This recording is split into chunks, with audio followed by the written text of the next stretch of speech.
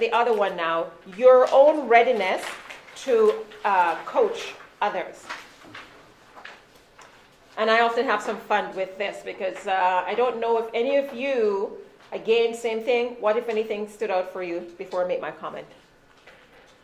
Let me see what we have here. I'm seeing a puzzled look. Yeah, it's on the other page, page 2 for the handout. Anything? Anyone? Do we secretly think that,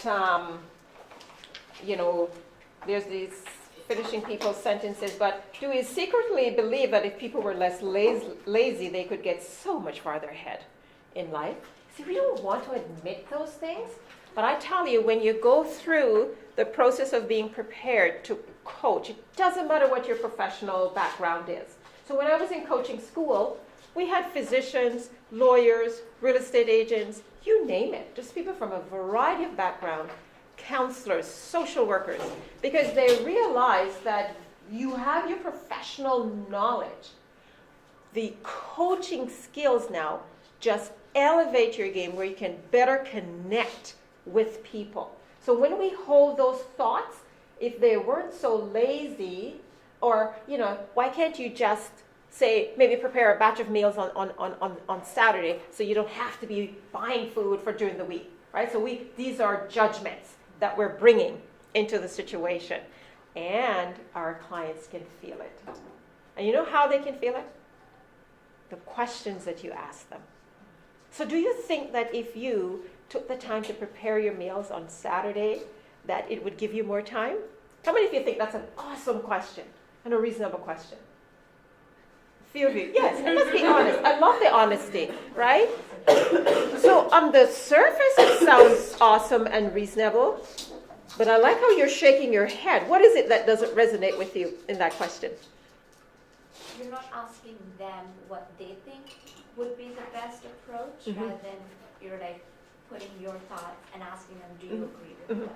So that's what we call telling people what to do by asking a question. So it's a telling question, right?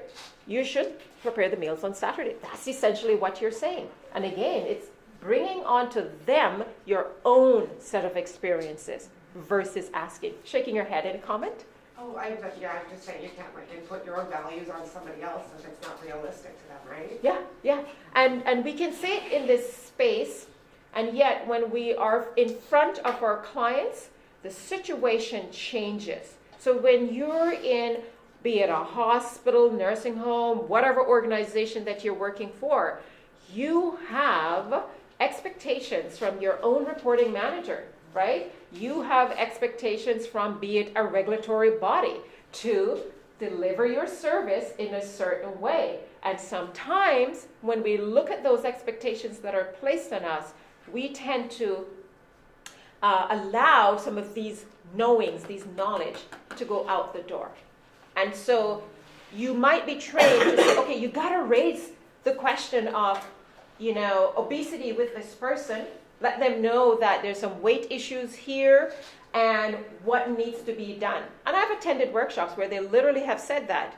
We need to, while working with them, raise that topic. But what if the client doesn't want to talk about the obesity or talk about the high blood pressure, but they want to talk about that 15-year-old son of theirs who's just keeping them up at night, right? What do you do? And how do you create that space for them? Coaching allows you to address those issues. You're not a counselor, you're not a social worker, but what the coaching does, it gives you the tool now where you can help them look at things in a different way. It's called shifting their perspective, but showing you how to acknowledge the reality of their situation that they're in. And that way, when they know that you understand, this is empathy, right, that you're giving. When you know that you're saying, I understand where you're at with this, and I also hear that this is a challenge for you.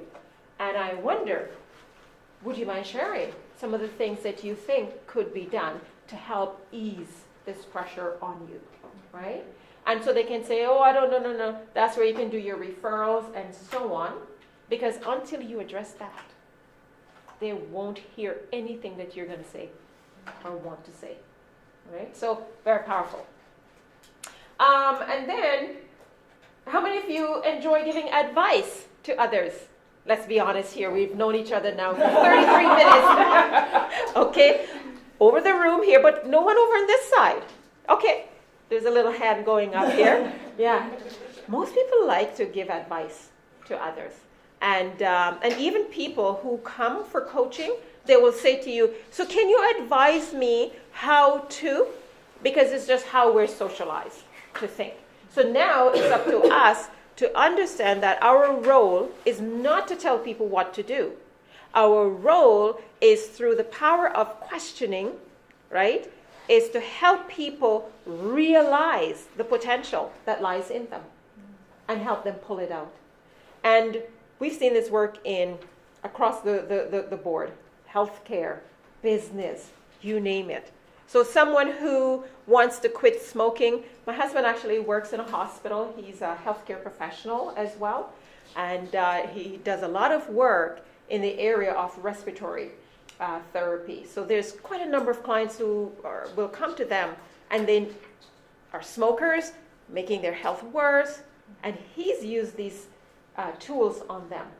And knowing and understanding the importance of your client, just making that one little step towards what the goal is that they say they want to achieve. All right, awesome. So we've looked at the readiness. This is a quick tool for yourself, and you use it also with your own clients. So when they come in, again, there are some key questions that as we go through the day, you'll learn to ask them to get a sense of where are they at. Because that's one of the basic foundations of coaching. We start where people are at, not where we want them to be. But we start where they're at. Then we need to find out where they say they want to be. And then through the relationship, we help move them forward in that direction. Any question or comments on what I've said so far?